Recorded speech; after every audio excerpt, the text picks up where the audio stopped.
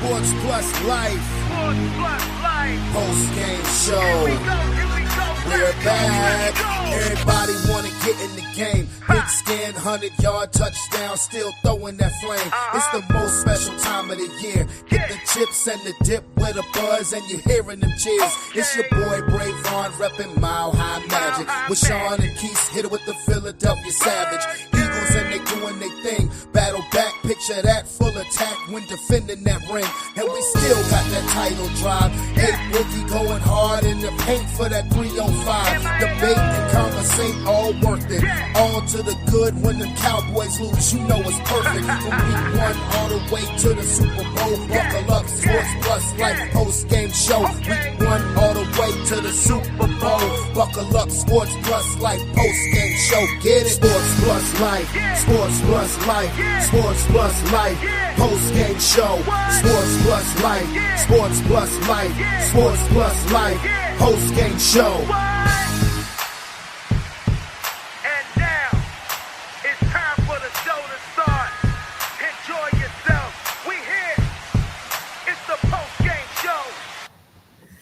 Yo, yo, yo, yo. What is up? What is really good?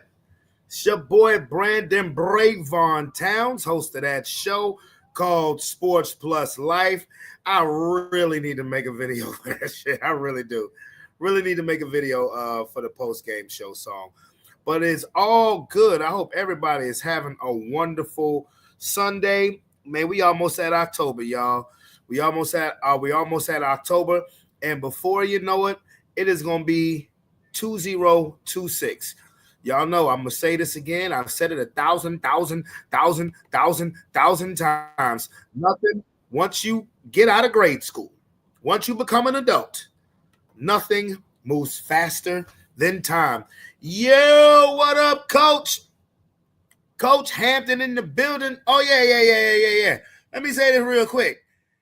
I don't know if y'all, anybody who watched remember when I told y'all Coach Hampton came over here the night of the Terrence Crawford-Canelo Alvarez fight, and him and Roman was playing Smash Brothers, old school Smash Brothers, Nintendo 64 Smash Brothers, and he gave my son a whooping in Smash Brothers, and I said, boy, you better get your get back, bruh. I said, you better get your get back. And he came over here yesterday after we came home from the fair, and Roman tore that ass up. And then I told them both. I said, y'all have y'all little 1v1. I said, and then I'm going to come on this game, and I'm going to bust everybody you know what. And you know what happened? I came on that game, and I bust everybody. But no, damn it. Roman bust that ass. Roman tore that ass up. Tore it up. But anyway, it was fun anyway. It was fun. And again, I hope everybody has enjoyed their weekend. We went to the fair yesterday, despite the off and on light rain. Bro, I'm going to tell you, that's the best time to go to the fair. For real. When it's raining, when it's raining, it was easy pickings. It was. No problem. No wait, no delay to park. When you got in there, if the rides that were open, and most of them were open, hey, look, you said what? You said I still got, hold on. You said I got worked on Mario Kart. Yeah, but when Roman switched it to 150, who was winning? Yes, in the 50 mode, yes, you were winning. But when it was moved to 150, and I didn't ask him to do that because I feel like I'm better at the 50 or 100 mode too. When he moved to the 150, who was winning there, boy? And battle mode, who was winning there, boy? I'm just saying. I give you your flowers for the early races in Mario Kart. But what happened when we added up the speed and went to battle mode? Huh? Hey there, gorgeous. How you doing? But honestly, going to the fair, light rain, off and on, really? I didn't realize, but that was the best time to go. That was the best time to go because, again, any ride that they had going, and like I said, most of them were open, no lines. Any food you wanted, no lines. Everything was quick. We was out there in the fair for like 5 hours, and I say in 5 hours because we did everything that we wanted to do in that time period. We did everything we wanted to do in that time period, and by the time it was 4:30, 4:45, because we got there at 11:30, we was like, okay, what's next? And plus, Roman had got on back-to-back rides where it won't do nothing but spinning. Then a little, when you go into the little spaceship and you spin and it stick you against the wall. They had an indoor one, they had an outdoor one. They was going in back-to-back rides. And then Roman, the last ride Roman got on, Roman's face was like this.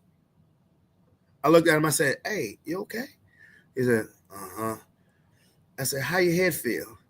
He said, all over the place. I said, oh. I said, boy, you done rode so many damn rides, you done got queasy. But anyway, let's get back to this football topic. Crazy week 4.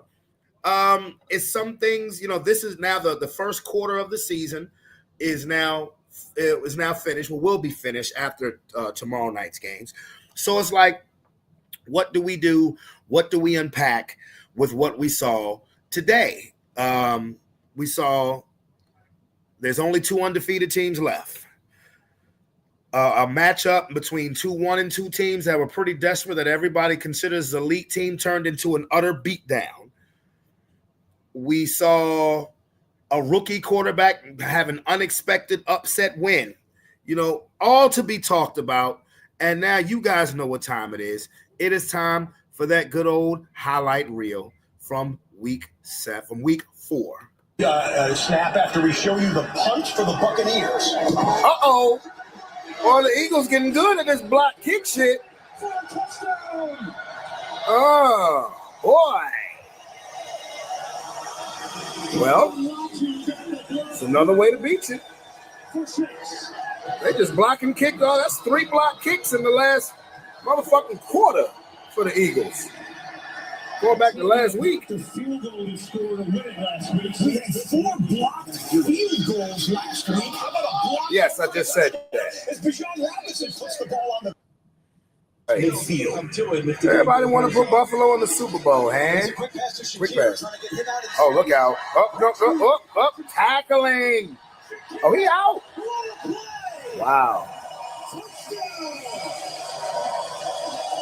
Wow. Tackling, bro. A 43-yard score, and Shakir putting on the moves to take it to the house. Tackling, bro. This is why he's number 2 in the league in wide receivers for yards after the catch, Jason. And this is you just got to get him down. Mario Davis that has him wrapped up. One of the best inside linebackers in the NFL. Hell of a play. Swing him around, and he just stays that center of gravity and takes it. What a play both by the defense. Holding. What is it? That's right, Jackson Dart. I forgot, Jackson Dart. Russ cooked his ass to the bench.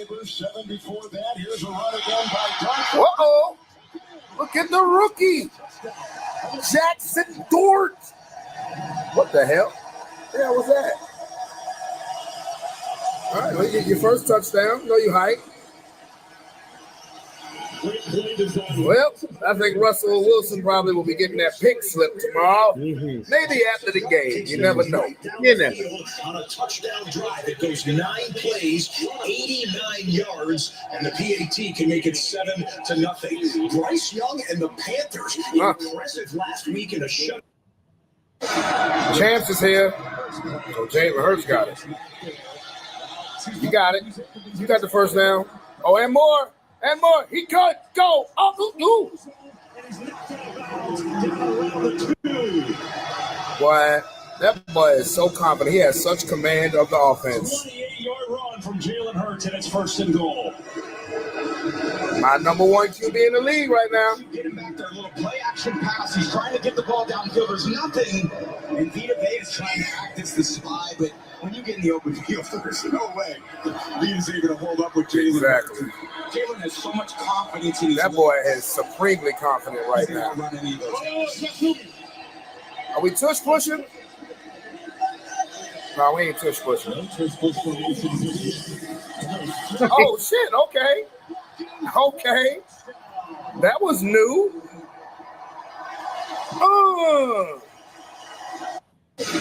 Chance is here. So Jalen. Fuck, what do they call a flag on? They call a flag for what, taunting?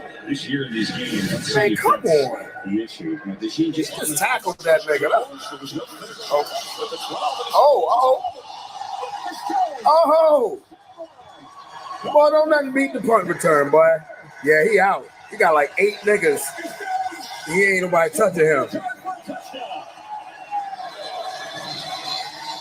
So they really called a taunting on Cooper DeJean. Are you serious?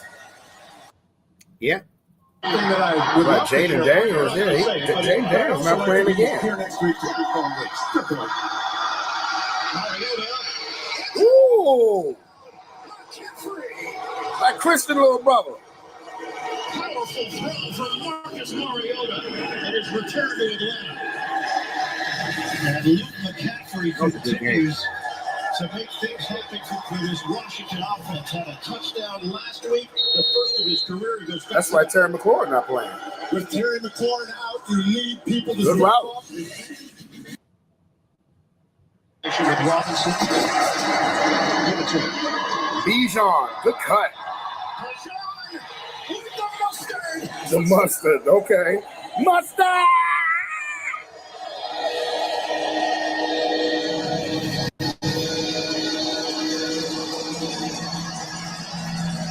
Falcons add to their lead. The mustard, you've been waiting for that one. He damn sure was waiting for that one. Look at the mustard on these jump cuts. Yeah, those are cuts right there. The place. And then when it comes time to tackle him, they cannot do it. Couple. Boy, Champs is here. They owed the Bucks an ass whooping for a minute. Finish the deal. Flip. Okay, we had an underhand and a shuffle pass. Both to Goddard. Second for him today. Yo, shout out Malik Neighbors. I hope his injury isn't as serious as it looked. Downfield, that's a hell of a throw, hell of a catch. Okay, all right.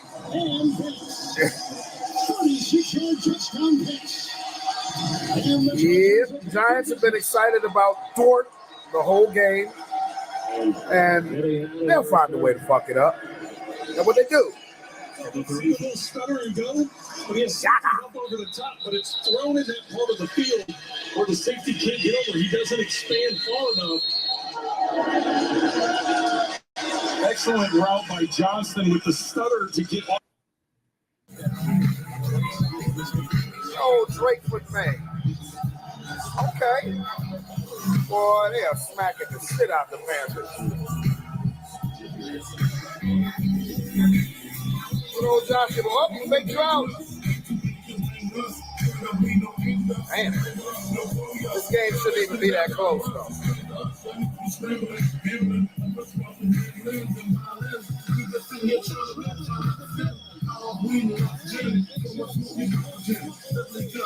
Nice throw. Between two defenders.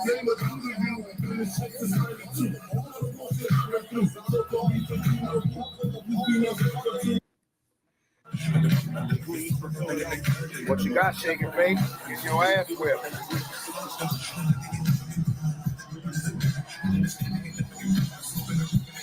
That's an interception. Oh! Oh! A Buka. Oh, now you're going to show out. Hey, that was a wow. I thought that was going to be big. That boy a problem. That boy a problem.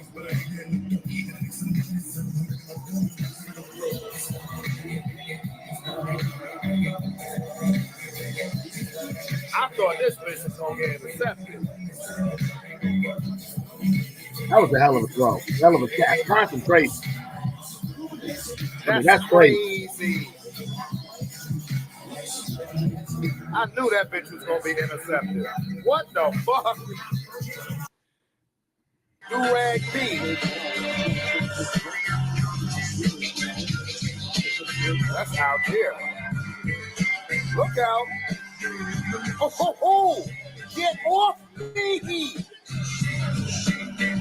Get off me.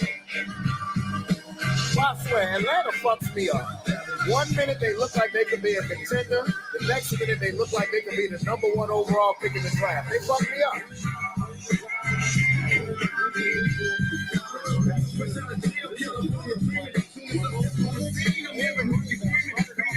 Look at this. Lower your shoulder. Wow. Get off me. You know what's happening? Push time. Oh shit, they faked it. Saquon, walk in. Boy, they got creative with that shit. Reestablish dominance. What the hell are we gonna do with them next week? God damn.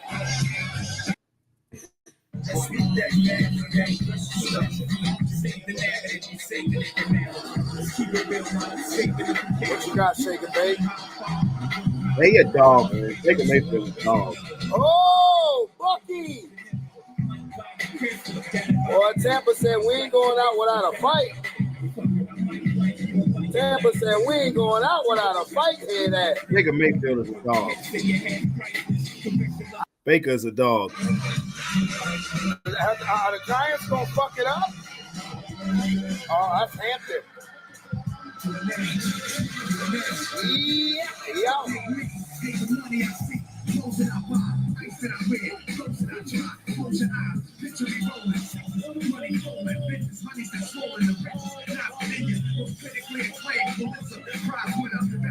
Hell of a run. That's their rookie. Yeah, Marion Hampton.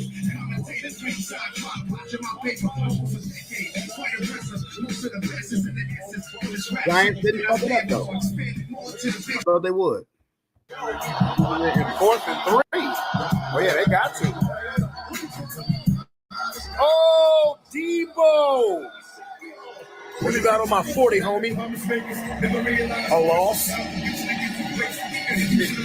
Oh, do-rag B.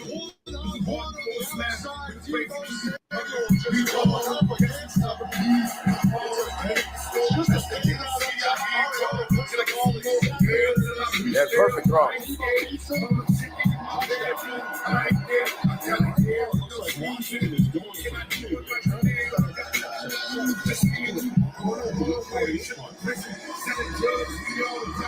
It should be in there. 4th and 3. Oh, yeah, they got to. Detroit need to stop fucking with them. Uh-oh. That's Khalid Raymond. Up. Goodbye. Yeah, goodbye. Yeah, man. Goodbye. Lions still. Detroit Lions is still sleepwalking in the scared. second half.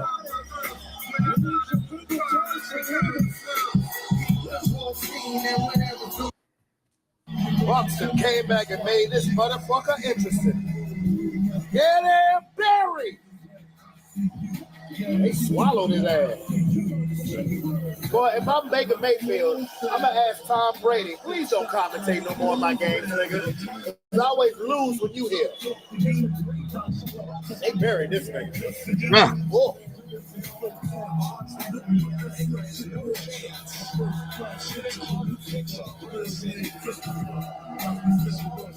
And with it, I believe they buried it in chance they have to win the game. Yep. Come on, Lamar. Up quick. Touchdown. Fuck Kansas City. Oh.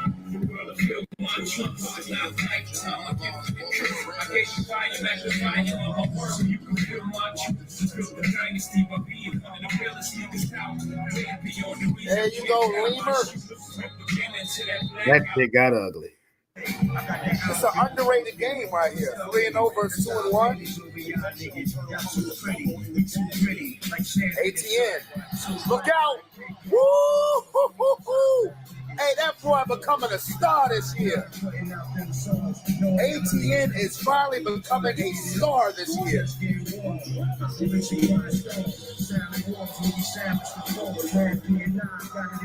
That motherfucker nasty, yo. He's looking like he did back when he was in Clemson. He is becoming a star this year.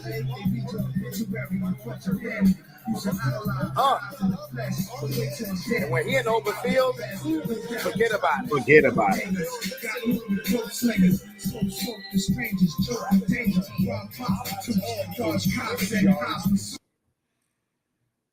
It's Gino. It's Gino. To Genty. He's been unhappy too.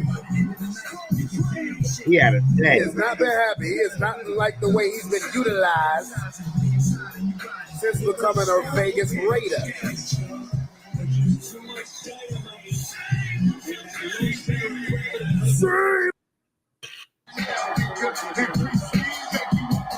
This game needs to be paid attention to. Devontae. Stop following Aaron Rodgers everywhere. You do your own thug pizzle.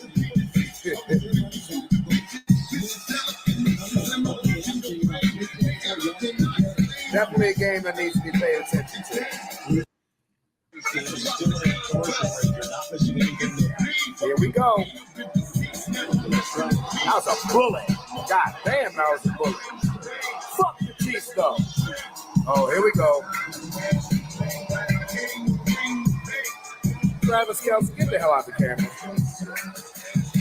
I think the NFL probably told the Chiefs, they probably came to figure out, we don't want to see Taylor Swift no motherfucker. That was a bullet, though. That was a bullet pass. Yeah, that was a bullet. Boy, the Ravens ain't it, bro.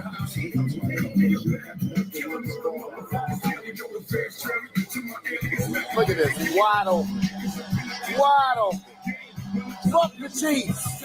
Fuck the Ravens. Baltimore's not it, bro. This is the version of Kansas City. You supposed to dust. That was a milestone. Oh, congratulations.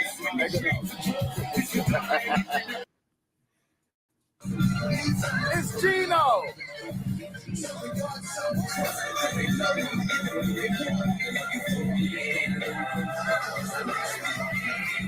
Well, it's been a bad week of picks for me. Genty, that what they've been looking for. That what they've been looking for. He out.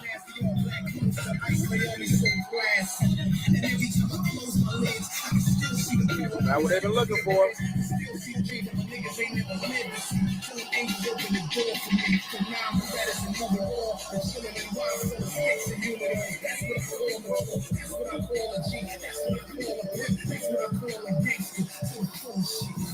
There you go.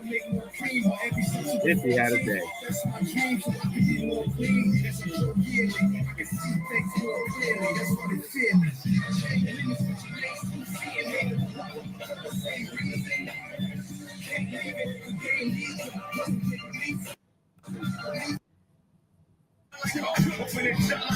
For a shovel pass, see miss that. I almost forgot about Christian McCaffrey. I almost forgot about him.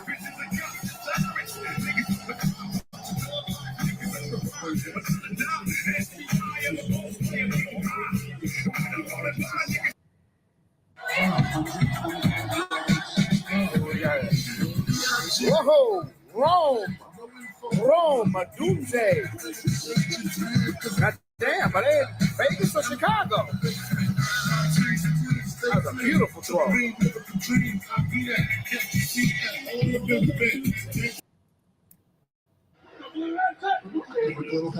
What's going on? My Lord. In the spirit of Ray Lewis and Ed Reed and Terrell Suggs and Peter Boulware and Jamie Sharper and Rod Woodson and Dwayne Starks and the late Tony Saragusa and Sam Adams. Your defense sucks. These motherfuckers can't stop a running faucet of water. Oh, Lord, y'all are terrible. They are.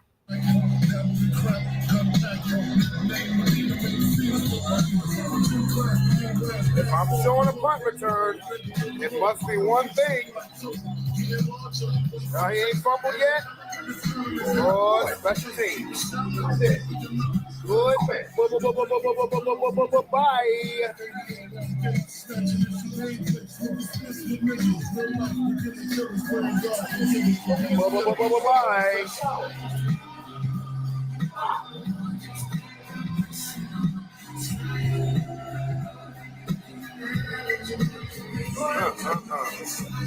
What the hell? The rated game. Coming down to the it's fourth down. Yeah. Pookie.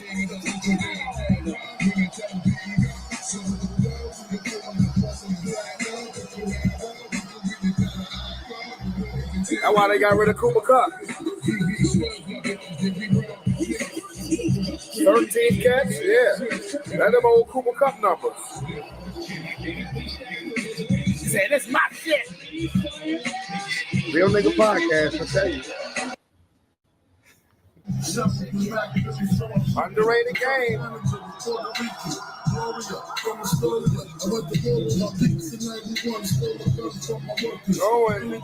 Oh, that's 2-2. Every time I forget this nigga is in the league, he does something like that. It's Stafford hypers a bit.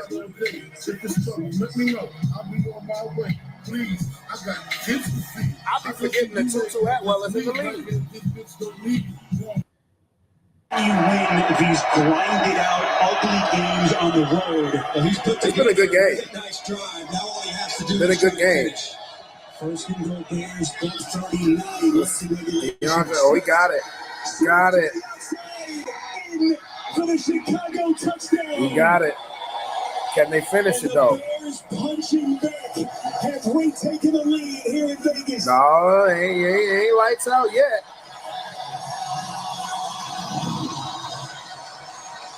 It's just a foot race. Luke Kelly has contained Swift. Right around the edge, turns on the Jets.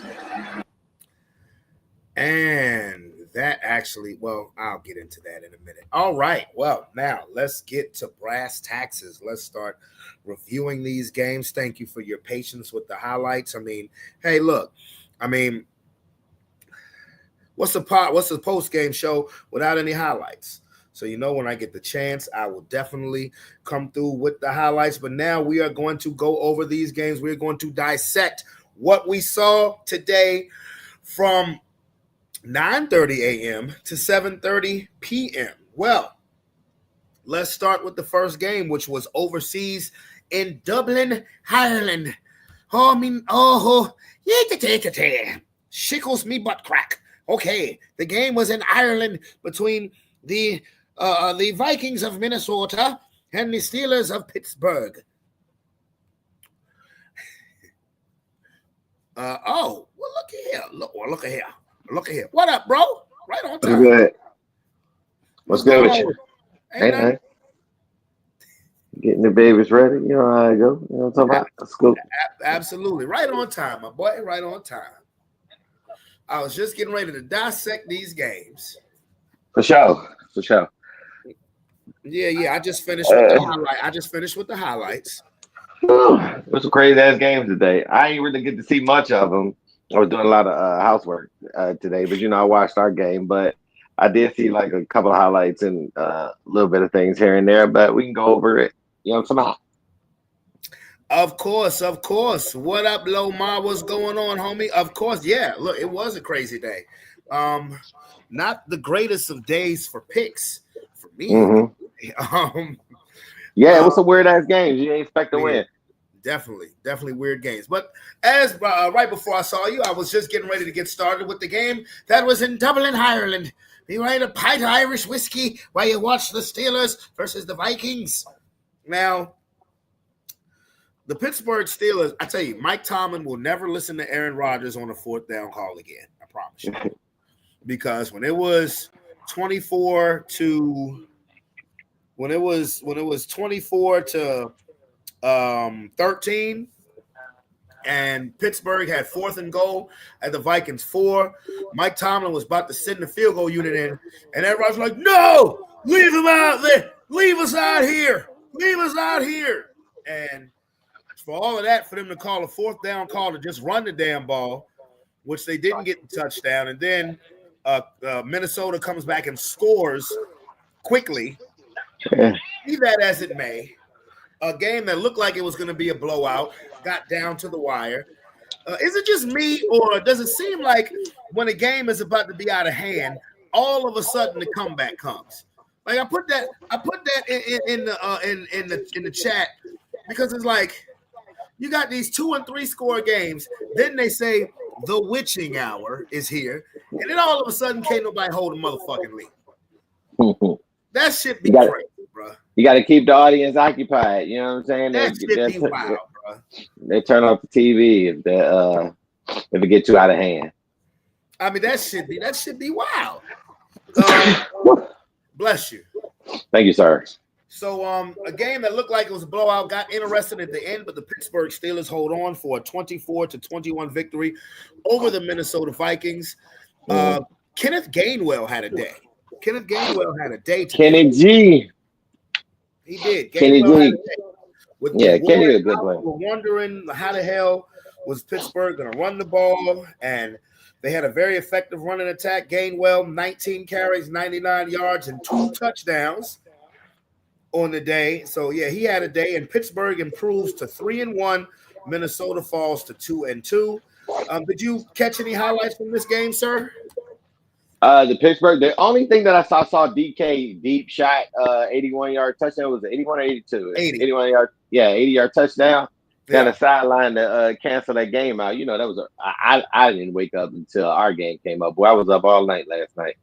But I seen that one with DK and the drop down. I picked the Steelers to win. I thought it was going to be a tight game. I mean, on both sides, they both got pretty good defenses, and you still really don't know what you got with Aaron Rodgers and the Steelers. But again, he played a hell of a game, and congratulations to the Steelers.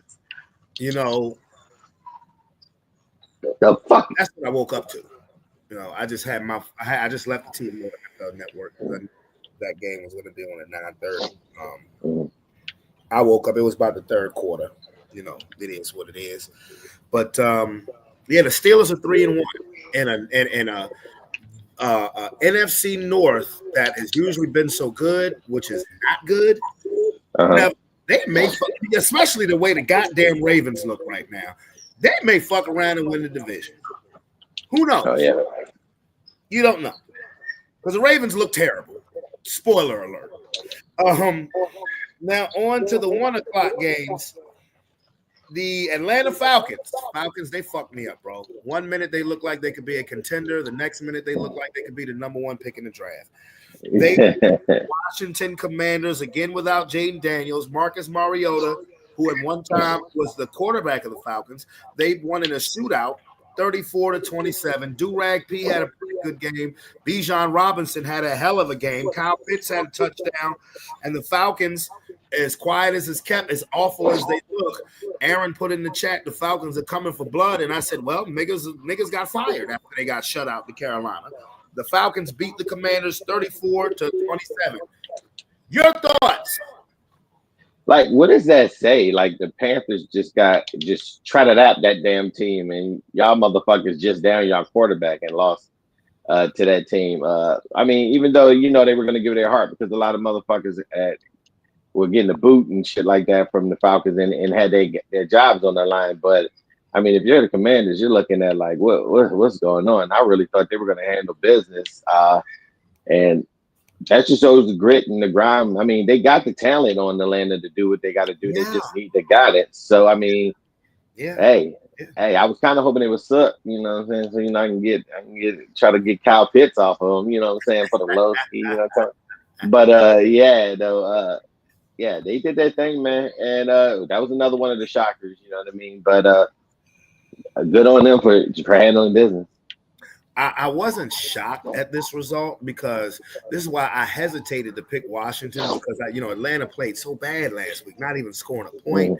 A couple of people lost their jobs, heads starting to roll. So I figured they would come out and give a great effort. It didn't surprise me that they won the game, but with Washington, no Jaden Daniels, no Terry McLaurin, but the offense wasn't the problem. They put up 27 points. Marcus Mariota looks good in that offense. I mean, he plays very well in that offense. They have the perfect backup for Jaden Daniels, an experienced veteran who even has playoff experience, who's mobile.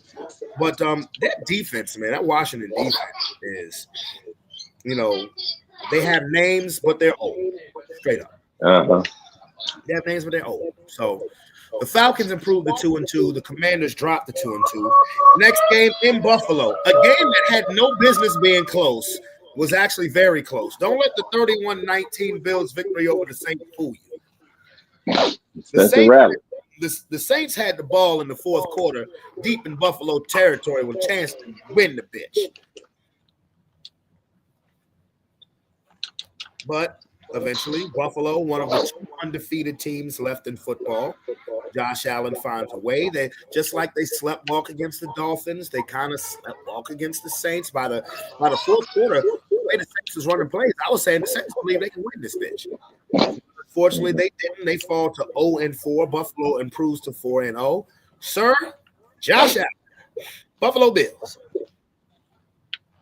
Man, that game, like I said, shouldn't even been close with the Saints. But they've been playing like that.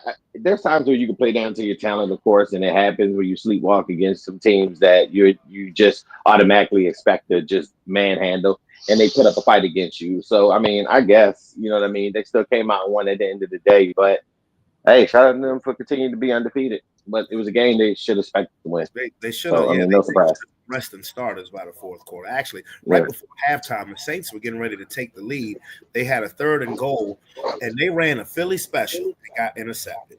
And from there, I thought that Buffalo was just going to roll, but it was quite the opposite. Shout out for the Saints for showing up to play. I mean, then we think a team is going to get their heads kicked in, but sometimes they just have to be reminded that they're still professionals like the Atlanta Falcons. But Buffalo is undefeated, and the Saints are totally defeated. Next game, what I tell you the Detroit Lions was going to do to the Cleveland Browns? What I tell you? Yeah, too much offense for them boys. To be honest with you, the first half, Detroit was up 20-3 at the end of the first half or something like that. 20-3, something. Yeah, about 20. And really for the third quarter, Cleveland's defense was like, hell no, we won't go. Denzel Ward had a pick.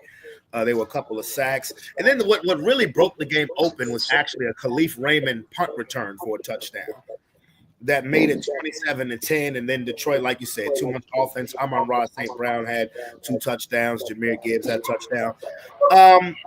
Ever since that week 1 no-show by the Lions, they're fine. What's your a matter of fact, it got so bad at the end, Cleveland pulled Flacco, they put in Dylan Gabriel. Of course you knew that was going to happen. Yeah, so your thoughts? No, just what I said. It's too much offense for them. I mean, I didn't expect the Cleveland Browns offense to go band for band with them. It was really up to their defense to win the game for them, and you saw that they couldn't handle it.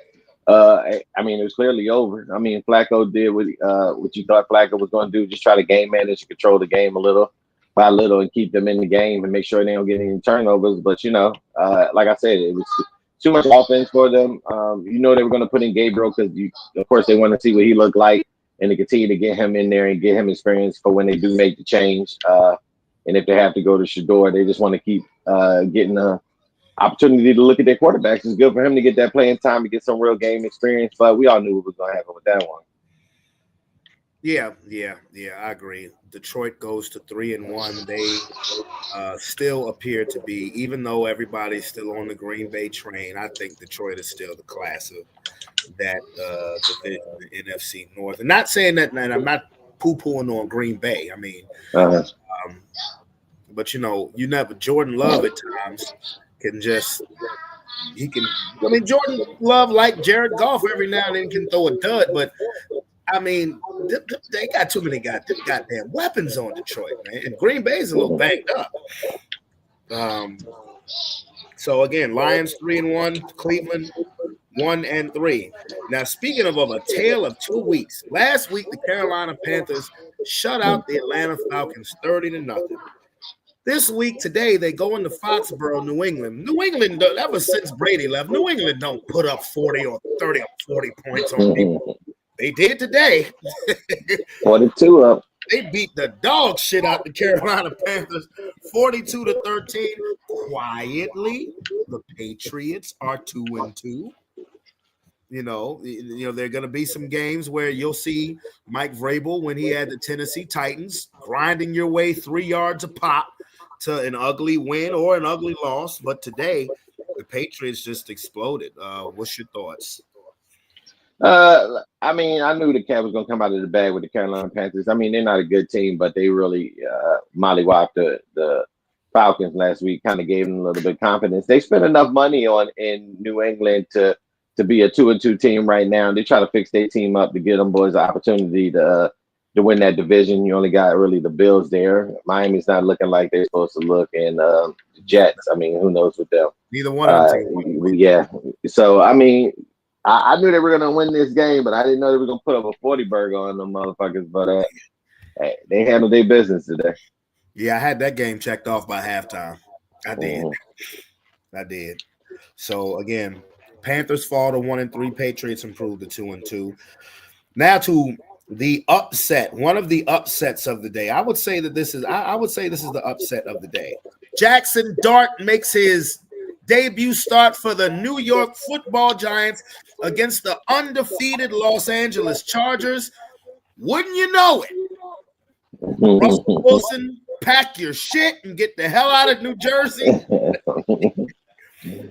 Jackson Dart played very well. So did that dude. I like that running back Scatterbo. I watched him when he was Scatterbo. Yeah.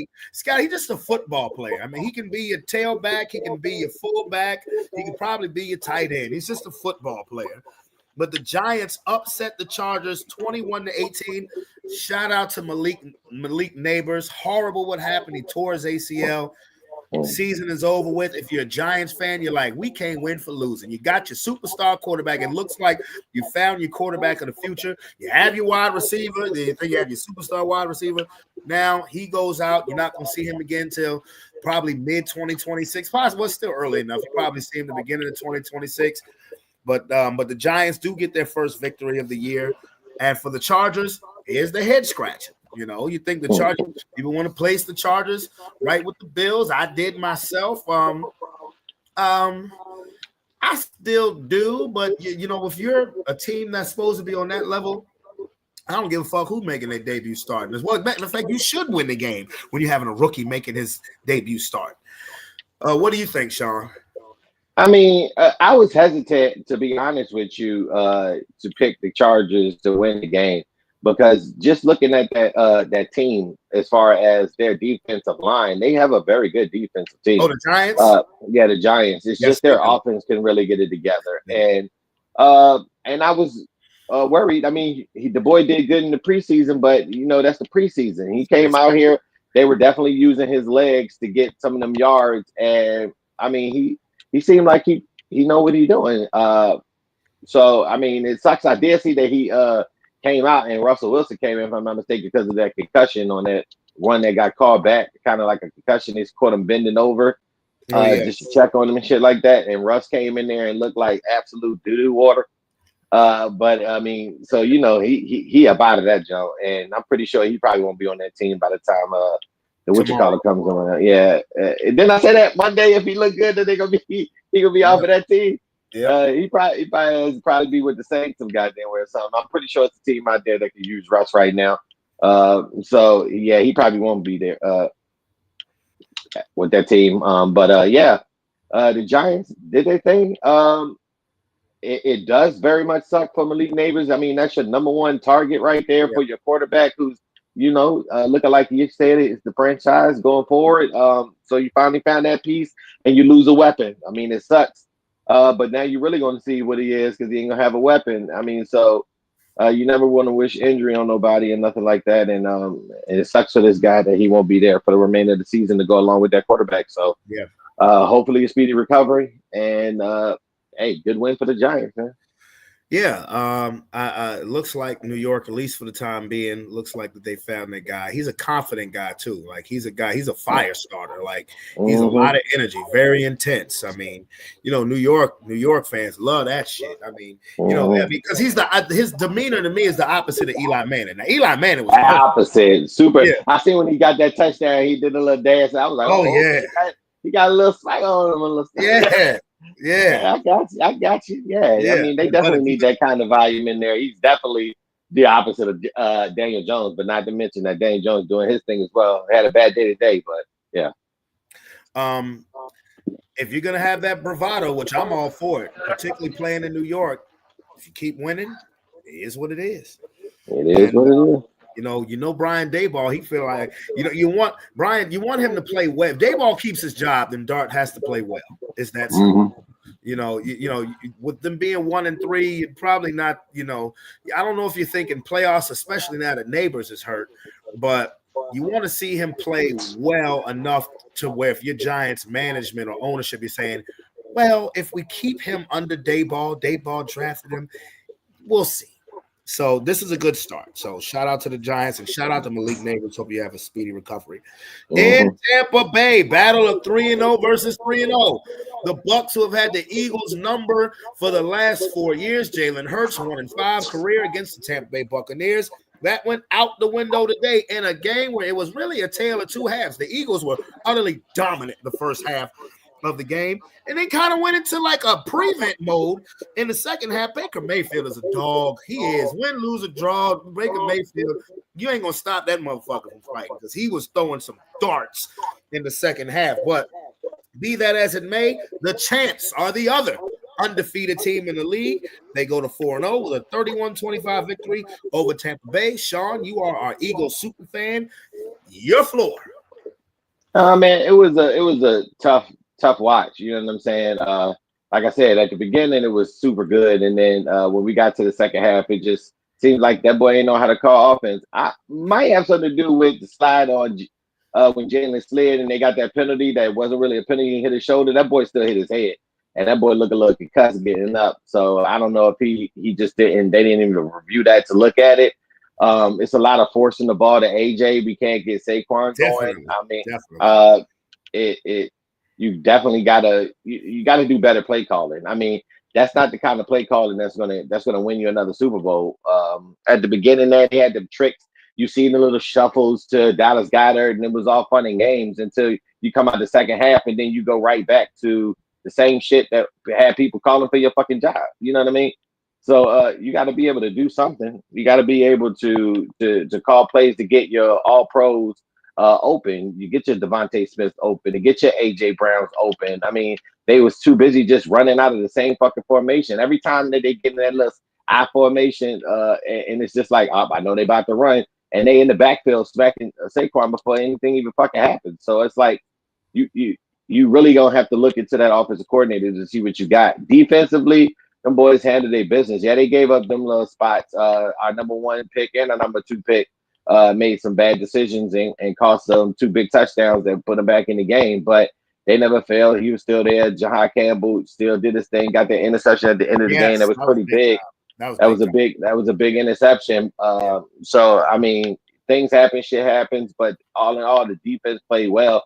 The offense got to be able to move the ball a little bit. Special teams handled their business as well. I mean, it took 2 fucking goddamn long-ass field goals to keep them in the game. You know what I mean? The boys made a 58-yarder and a 65-yarder. You know what I'm saying? So it's like, man, you do shit like that. You know what I'm saying? It's like you get momentum. You get your team hyped to do shit like that. Yeah, Baker won't give up. But I feel like if Mike Evans was in that game, it would have been a totally different game. They probably would have whooped our ass. Yeah. So it sucks. But what if? But we lost Lane Johnson too the second half. So you know what I mean. What if? You know what I'm saying? What if Lane was in there? Would Jalen still have confidence to still be in there? Because it almost seems like when he went out, he was almost like shaking in his boots back there. Like, I don't know if this nigga gonna protect me or that type shit. So that's important to have. And Lane's getting pretty old, so that might be something going forward. This early in the season, he keep getting banged up. But all in all, to be honest, something just has to change with that offensive coordinator. They got to be more dynamic in their play calling. They may want to sit Lane for a week. Yeah. To get him a week or maybe two. Now, I don't know if you do that, and I'm not saying this to be funny. I don't know if you do that next week because you got Denver. You have Denver's defense coming in there. We the league leaders, and we number one in sacks. We get after the quarterback. But I don't know what to do with Tampa when I think of who's the biggest threat to the Eagles. To me, it's still Detroit. To me, it's still Detroit but it's like, if things had to continue, like if Philly had to continue the romp in the second half that they did in the first half, I'd be like, yeah, it's clearly Detroit. But the way they came back and it's like, yeah, Mike Evans. If Mike Evans is there, who knows? And I'm not saying that him alone would have been. I don't know. I mean, maybe I don't know. But the bottom line is you got the W against a team that has had your number. And because at the beginning of the game, the Eagles were so fired up, getting 2 personal foul penalties, 15-yard penalties. When they were 14-0, I'm like, reel it in, fellas. I know y'all really want to beat their ass, but don't beat yourself. You know what I'm saying? That kind of gave them momentum because we would have got them off the field on that one too, but 2 dumbass penalties moved them up the field. I mean, they had more penalty yards that time than he had passing yards. You know what I'm saying? So that kind of definitely helped them out. But get excited, but stay within yourself. But I mean, they're young, still learning. And shout out to I do want to say shout out to Jalen Carter for getting in that game because it was obvious he was hurt. But he put himself back in the game. So that shows a lot for that young man too, especially all the stuff that people been going at him about. He better, God damn it. You better be a model citizen after that shit. You can't. I mean, look. I mean, I ain't gonna hold it against him like that. But when something like that happens on a standalone opening game of the season, motherfuckers will remember that. So yeah, absolutely. You got to come forward. And to me, as far as I'm concerned, he's already made up for it. With the way he played against the Chiefs, the block kick against the Rams, he's already shown his value. But all in all, if you're a picky, biased critic of the Philadelphia Eagles, which I have talked to a lot of in the last 2 weeks, the fact that they're not whipping niggas ass Detroit Lions style means nothing because they're the only undefeated team in the NFC, and they're the champs, and that championship pedigree. And now we'll see. But I'm wanting Detroit versus Philadelphia more and more and more. Don't they play in the regular season? I do believe so. I think we played them. I think we do play them in the regular season, if I'm not mistaken. I think our schedule is pretty tough. We play all the heavy hitters. Let me see. Oh, yes. November 16th. Where's the game at? In Detroit or in Philly? No, it's in Philly. Okay. It's in Philly. Oh, yeah. I think that's a Sunday nighter. Is it? Probably. I'm pretty sure it's a primetime game. Let me see. Yeah, that's a Sunday nighter because you have a Monday nighter before at Green Bay. Okay, yeah, I can't wait for that one. Boy, I can't. But okay. So Eagles remain perfect. They extend their lead with Washington losing in the NFC East. And for the Buccaneers, their first loss, they dropped to 3-1. And the Ofer game, somebody's in the win column has got to go, unless they tie. But they didn't. The Tennessee Titans didn't even score a point. The Houston Texans found their offense in the second half of that game. They beat the Titans 26-0. Anything? I really thought that I don't know why I even pick the Titans because you did what pick the Tennessee. what the fuck is going on over there? They're fucking ass. I would never pick them again. They was the first pick in the year for a reason, nigga. They'll be Fuck the that. first pick again. They'll be the first pick again like that. But yeah, that was pretty bad. You know what I'm saying? Yeah, that's about it. Yeah, fuck both of them teams, but fuck the Titans. Yeah. On to the 4:00 games. You know, two games that I said were underrated, if you heard me say it during the highlight clips. One of them was the 2-1 Los Angeles Rams taking on the 3-0 Indianapolis Colts, and Indiana Jones in the quest for a winning season took a thud today. As honestly, the Rams pulled off a fourth quarter comeback. The Colts were up 20-13. A couple of key plays happened in this game. I really paid attention to this game. One, Indiana. I forget the goddamn receiver's name. Number 10. You saw him. You saw him. He made a great play, and then gonna try to reach the ball over, and nobody's around him. And the ball, it's not like he dropped it. It's not like he like dropped it on purpose, but he trying to reach over, and the ball just comes out of his hand. And it's like, bro, just keep the shit. If nobody's around, you keep the shit in your body. That's cross the end zone. Like I could see if somebody, like if you were in a try, like if it was a tough run and you had 2 or 3 niggas about to tackle you and you just trying to reach the ball over the goal line, still I wouldn't do that then, especially given the circumstance of the play. Nobody was around him. He had made a great play, and then it turned into a dumb play. Second big play was when it was tied at 20, Jonathan Taylor broke a long touchdown run late in the game, but it was called back. Same nigga. Same nigga. Oh, bad day for him. Oh, boy, he better hope he got a job tomorrow. But the Colts lose. The Rams, Puka Nacua, 13 catches. Devontae Adams has a touchdown pass.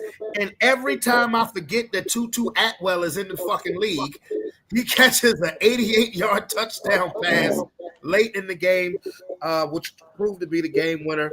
Rams improved to 3-1. And when they do shit like that, that makes you say, wow, maybe they are the biggest threat to the Eagles. What say you? We already beat them, but yeah, they are. They are one of the threats as well. You know what I'm saying? Because they got their defense and they got a offense that they could put up points on you. So yeah, they're a threat to us. But like I said, we already handled business with them every year. They can't seem to get it right with us, but it's not about us right now. But yeah, I expect them to win the game. Puka shows he a dog still at it. Matthew Stafford is handling his business. The defense is crazy. Jared Verse and them are crazy in getting to that quarterback and causing them turnovers to get the ball back to that offense. It is a big deal. So shout out to them boys for handling their business and being able to do what they do. The Colts made a lot of turnovers, made a lot of poor decisions that cost them that game. They usually don't have that problem, but this is the game that it happened, and it caused them to lose the game. So just boneheaded plays. I know he's hurting himself. He wants that day back because he's literally like the sole reason that them boys lost that game. Yeah. Like, you know what I'm saying? I ain't gonna say you the sole reason, but you definitely. No, you took 2 scores off the board, my nigga. Yeah, you took 2 scores off the board, bro. That's definitely you. That ride back ain't gonna be good. You know what I'm talking about? So that I know that hurt for them, and I know that hurt for Danny and them boys. But they got a lot going for them this year. You know, hanging their head down. That was a tough team, and they still was in the run-ins, and that was a good game. So we should start taking the Colts a little bit serious. They just turned the ball over. That was it. Donnie Mitchell, that is number 10.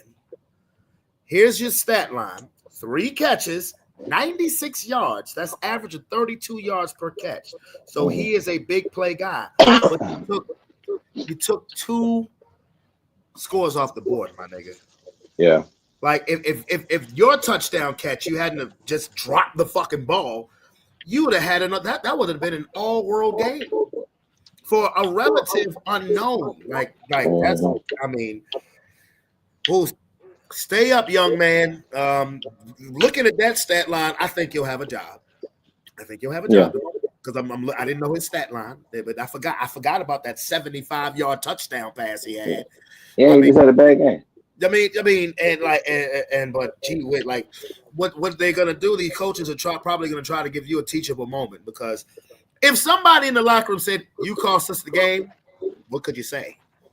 Yeah, you know. And this is two teams and two divisions that are going to be very sneaky good. Like, you know, the Colts dropped their first game to 3-1. They now find themselves in a tie in their division. And the Rams improving to 3-1. They find themselves in a tie in their division, a three-way tie in their division. As we go on to the next game, which was another sneaky, interesting game, which directly ties to the game we just talked about. The ugliest 3-0 team in the league was the San Francisco 49ers coming into their game against the ugliest 2-1 team in the league, which was the Jacksonville Jaguars. And ugly 2-1 beat uglier 3-0 in a game. We're like, this is where you have to just continue to get better if you're Jacksonville, because they forced 5 turnovers on San Francisco. Tariq Armstead, former 49er, just was at Brock Purdy all game, forced a couple of turnovers, and the Jaguars improved to 3-1. Travis Etienne is becoming a star. He's becoming a star since they got rid of Tank Bigsby, and he's not splitting carries no more. Travis Etienne is playing like he did at Clemson. I know Tank Bigsby's an Eagle, but hard for me with Jacksonville because Trevor Lawrence still just does too much dumb shit for me. I mean, when it comes to when you need him to be accurate, he goes too far or behind. But then out the blue, he'll do something amazing. But today it was really about Etienne and that defense. And Brock Purdy, he came back today. Maybe you should have left Mac Jones in that motherfucker. Maybe you should have left Mac Jones in that motherfucker. But Brock Purdy was turning the ball over. What's your thoughts? Yeah, they a sucky ass 3-0 team. Nobody really believes in what they do. I mean, definitely. That's what I'm saying. They ain't undefeated now, but nobody really expected them to be undefeated. They just had an easy schedule. But Brock Purdy ain't looking like he it. They just paid him they paid him like he was, which sucks. Hell, the Cowboys did that to Dak, which you know how that story goes. But I mean, they handling They did what I expected them to do. I thought the Jaguars would handle their business a little bit. Travis Hunter, I mean, you look at them, and he don't look like he don't even know where he belongs. He don't know if he on impact whatsoever at all. Like, you don't know it, but to be that high of a pick, you know what I'm saying, not doing too much for his team at all on either side of the ball. So fumble today, actually. Yeah, absolutely. And Trevor Lawrence, I mean, his decision making sometimes you just be like, bro, what you doing? Like, I don't know what's going on. That defense is keeping them in games. They just need to get that offense looking good. Etienne is a beast back there. Yes. Brian Thompson is a beast back there. Yes.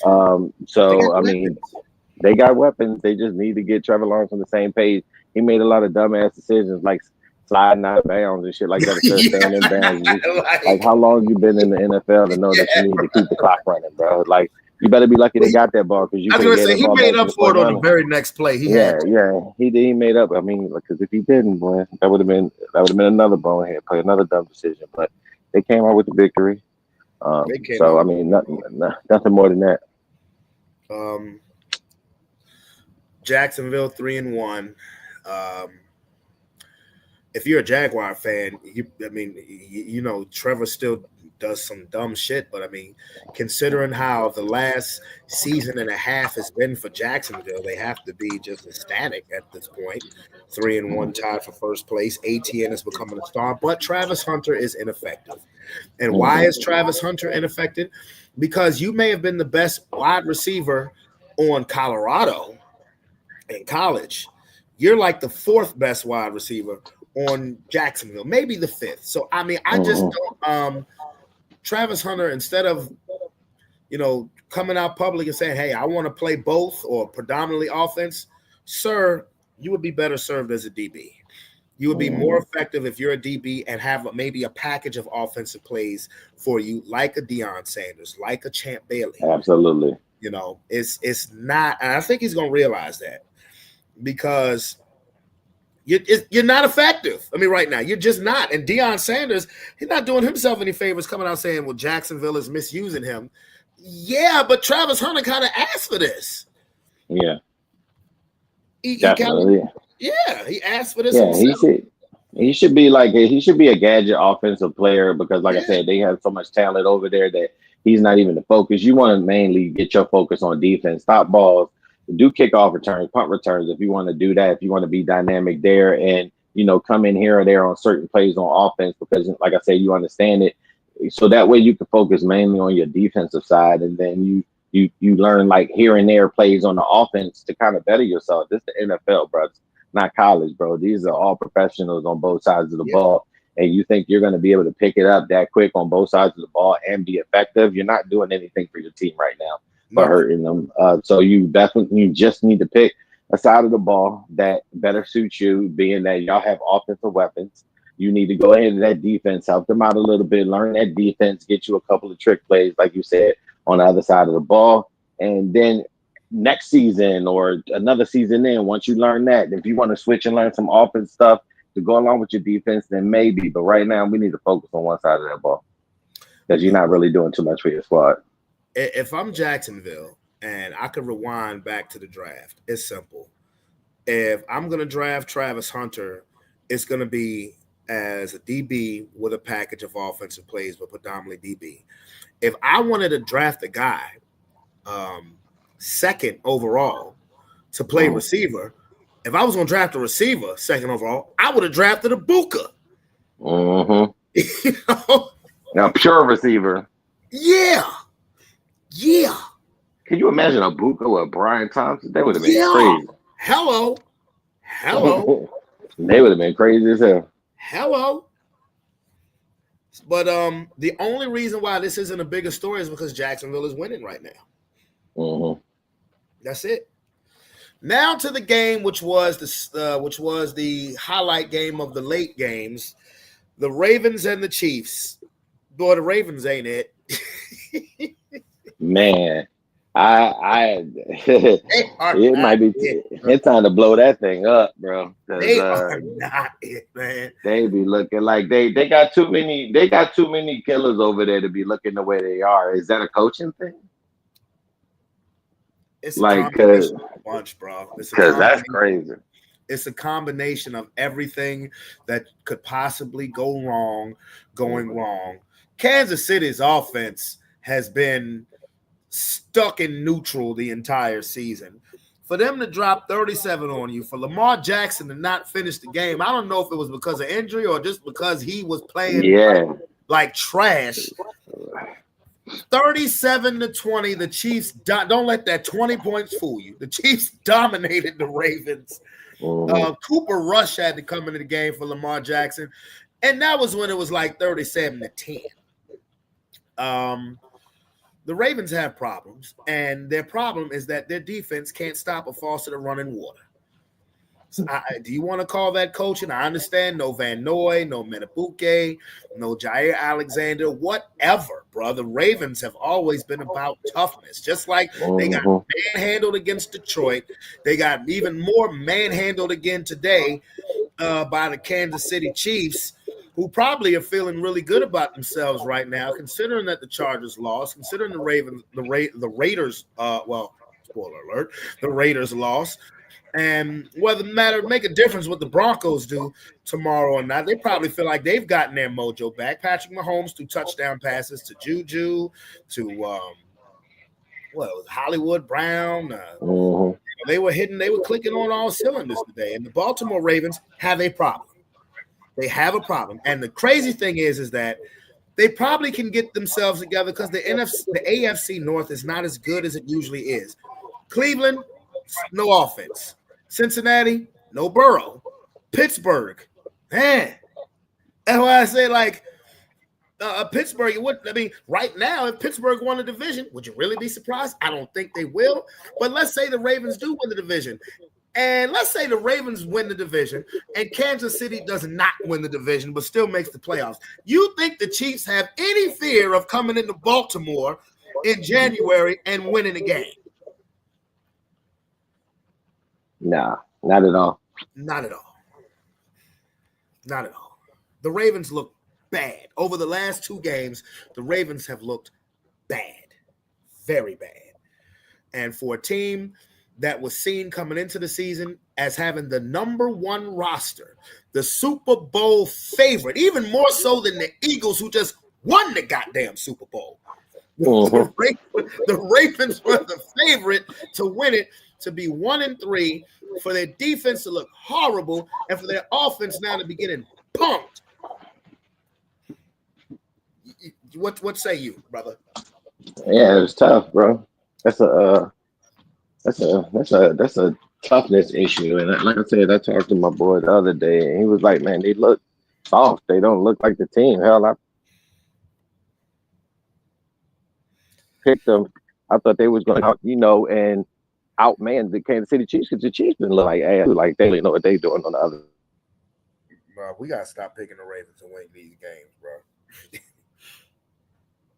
We gotta stop picking the Ravens. Lamar Jackson coming out of the game is pretty wild to me. When I seen Cooper Rush, I was like, did Lamar get injured? But I seen him walk off and just throw his helmet. So I'm like, maybe he got injured. But his pride is injured right now. And they're not looking like they're really a threat. AFC, they're looking like they got a lot of shit that they got to handle to get that shit together. But it's the beginning of the year. You can still turn it around. You know what I'm saying? A lot of teams, you can turn that thing around. So hopefully they can turn that thing around, because they're not looking like somebody who's going to be a threat to anybody in the AFC. Well, if you're a Ravens fan and you're watching this, let me give this ray of sunshine and ray of hope to your team. Let me give you 2 examples. Matter of fact, I'm gonna give you 3 examples. Your team that won the Super Bowl in 2012 was a 10-6 team. A lot of things were wrong, and then season turned around in midseason on a 4th and 27 play where Ray Rice got a first down that won a miraculous game. They go on a Super Bowl run. The 2000 team that won the Super Bowl went 4 or 5 games without scoring a touchdown. But their defense was maybe the best ever. And just for shits and giggles, the 1994 San Francisco 49ers, around this time of the season, week 4, got the shit beat out of them at home, 40-8 by the Philadelphia Eagles, and they went on to kick everybody else's ass and root to win in the Super Bowl. But as of right now, your defense sucks. As of right now, your team sucks. And I hate to say that on a team with my favorite player in the league on it. Circle this game on your calendar. Week 18, Baltimore Ravens at Pittsburgh Steelers.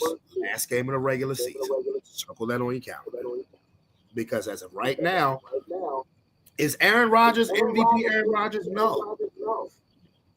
But he's with the perfect coach in the perfect environment where his voice doesn't trump the coaches.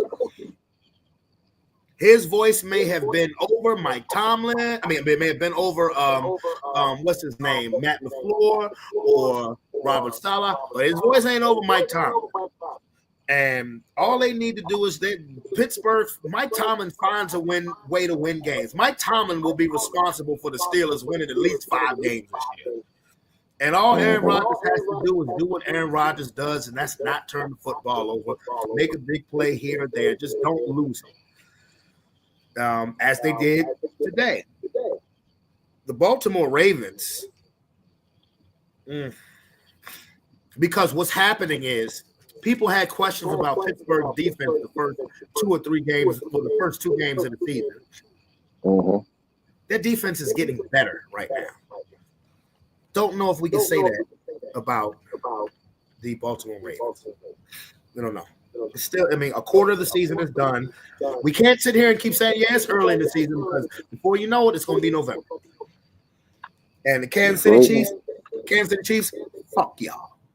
Simple as that. Fuck y'all. You won today. Fuck y'all. In Las Vegas, this was a very entertaining game. the Raiders do what the Raiders have done best over the last 20 plus years. That is snatch defeat from the jaws of victory. As honestly, I'm surprised at this game. I guess this is Bears young quarterback, young situation where you have to learn how to win games. Because Geno Smith threw like 3-4 interceptions. Yeah, Geno threw a lot of interceptions. Yeah, this game came down to a blocked field goal at the end by the Chicago Bears, who won their second straight game, 25-24. And shout out to Caleb Williams, who engineered the game-winning drive on a touchdown run by DeAndre Swift. What say you? Yeah, looking at the highlights right now. I mean, I figured that defense would show up a little bit for the Bears on their side. I trusted them more than I trusted Geno with the ball in their hand. As you can see, the 3 turnovers, and that offense was pretty bad. And I know that offensive line is pretty bad as well. So I knew the Bears would get home and cause pressure, which would cause a lot of turnovers, which would be able to give Caleb the ball plenty of times for him to be able to at least try to do something to win them the game. So, I mean, it came out what I expected it to be.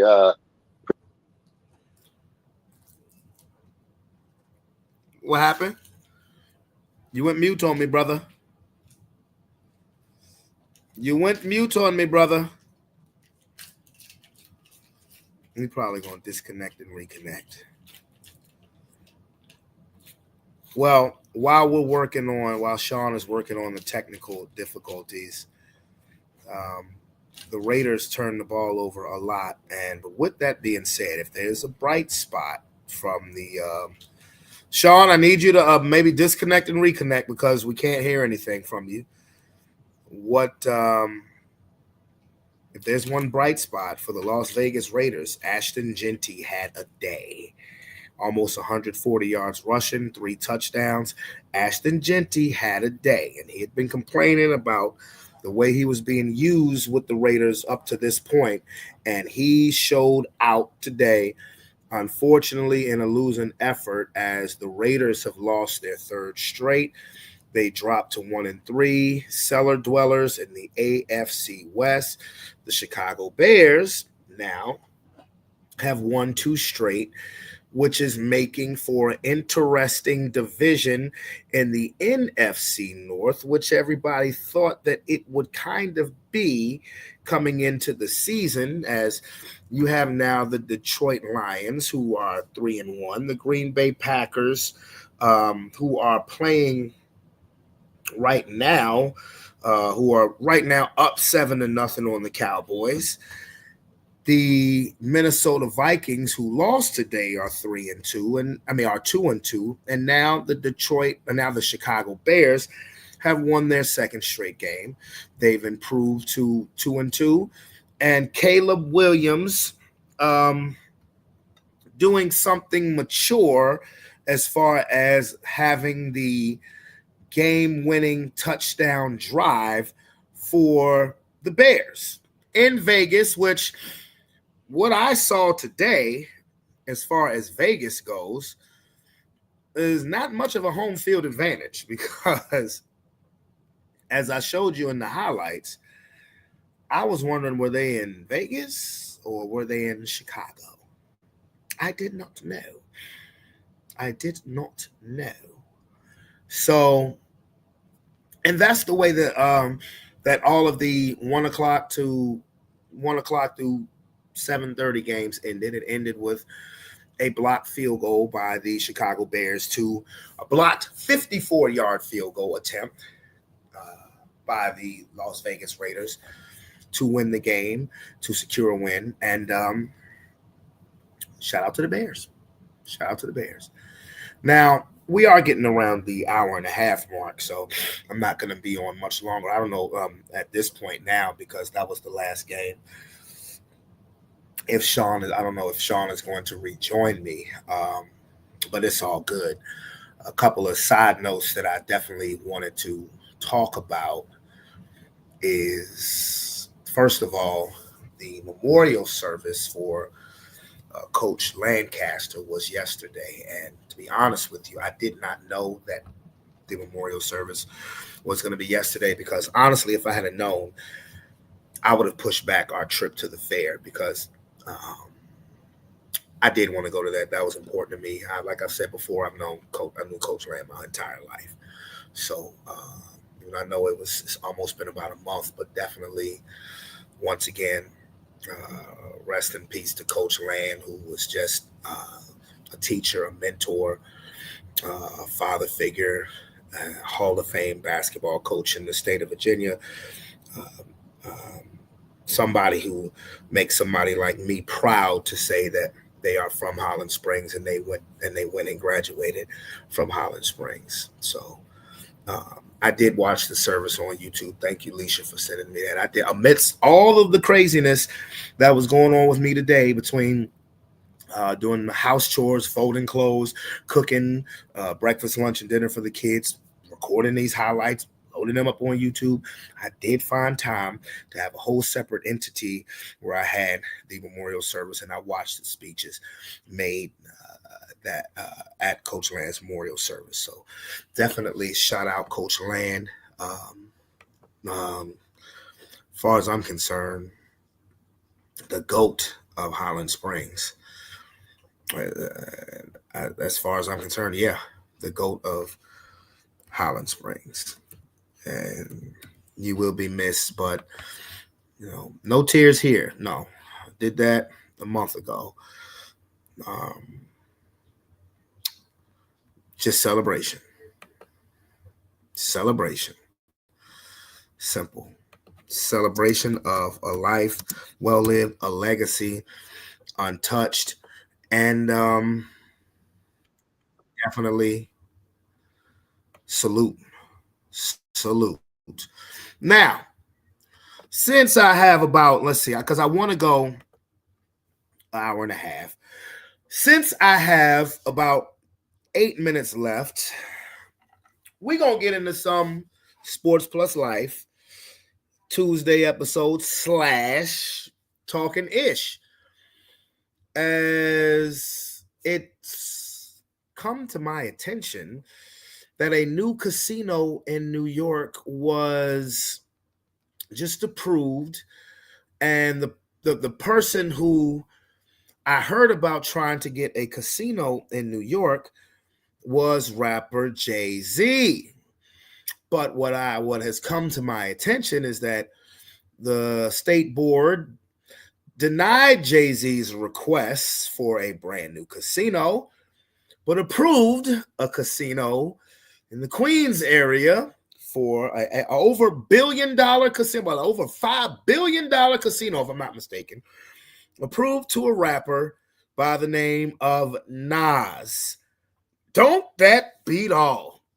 That Jay-Z, who's trying to get a casino, loses out on a bid to rival, if you will, Nas. So, and I'll have to give a shout out to Ticket TV, as I'm going to play a little bit more information, and we'll wrap this up in just a minute. For Jay-Z lately, bro. Jay-Z just got hammered with some more bad news, and I'm going to tell y'all something. I think that with everything Jay-Z's had going on lately, the writing's on the wall, you guys. Meaning, there's been rumors that he had lost loans.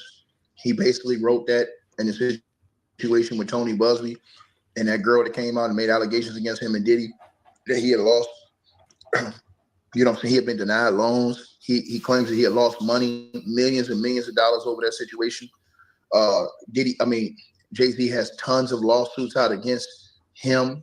He got a lot of lawsuits against him and Roc Nation coming at him. We've never seen Jay-Z this vulnerable before, as far as so many people coming at him. Then we most recently saw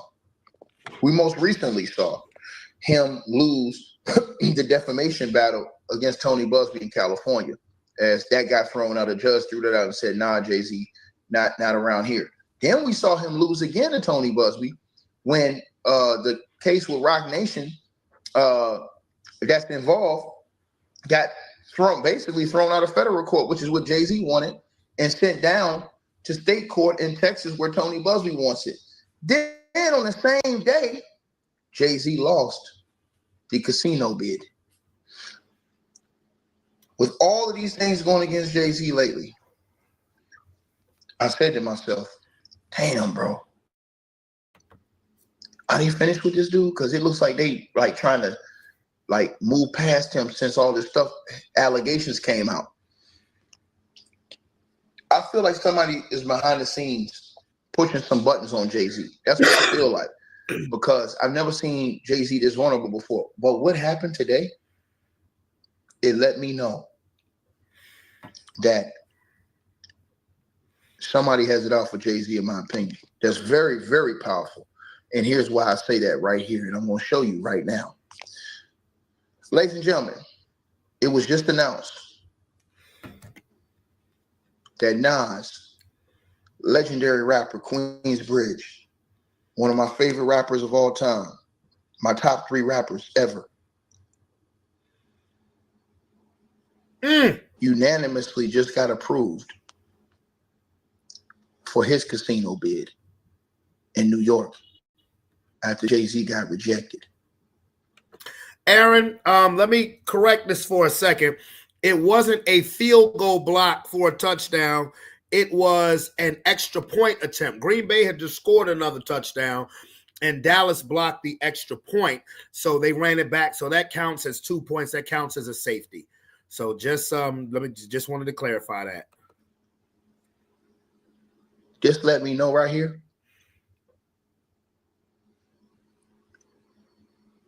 that, in my opinion, they moving Jay-Z out of the way. So according to reports, breaking news, Nas has just unanimously been approved after Jay-Z was rejected for that casino bid. Nas has just been unanimously approved. And let me read the report to you guys, just so you can know what I'm talking about, right? Because it's in page 6, right? And so on this report from page 6, and as you guys know, it's out here right now. It just went viral. Just now went viral. Page 6 is basically reporting that it's been 20 years since Brooklyn native Jay-Z and Queens rapper Nas ended one of the most notorious hip-hop feuds in music history. But their latest battle wasn't about music. After Jay-Z lost his Times Square's casino bid, last week Nas is helping to expand one in Queens. Now, the Illmatic rapper, according to reports, learned that he won the casino race today when a board unanimously voted that Resorts World Casino can expand with a $5.5 billion integrated resort in the borough, making it the largest in the country. On behalf of the entire Resorts World team, I want to thank the Community Advisory Committee for recognizing the impact we will have not only on Queens, but of all New York City and state. Robert DeSaliva, president of the Gaming and Hospitality Group, Genting America's East, said in statement, "We are incredibly grateful to the large number of residents, partners, and supporters who touted this project without a single person speaking against it. This is a testament to our mission, solidified over the last 15 years to be the best neighbor possible here in Queens," he added. Nas announced his partnership with Resorts World in June with a splashy video declaring the future is not something you wait for, it's something you build. We are committed to Queens, and Queens, the future is now, said Nas. Queens native and retired NBA star Kenny the Jet Smith is also back in the project as he unveiled the Jet Center, a state-of-the-art sports and media complex that will serve as a centerpiece of the Resorts World Innovation Campus, according to the press release. We exclusively reported, they said in page 6, that Jay-Z and his Rock Nation company proposed a $250 million grant and money for Hell's Kitchen should they hit the jackpot with their casino or with their Caesars Palace Times Square's casino deal. A 6-member state community advisory committee rejected that idea of Jay-Z in a 4-2 vote last week. Queensboro President Donovan Richards quipped during Thursday's vote, "Sorry, Jay-Z, we win again."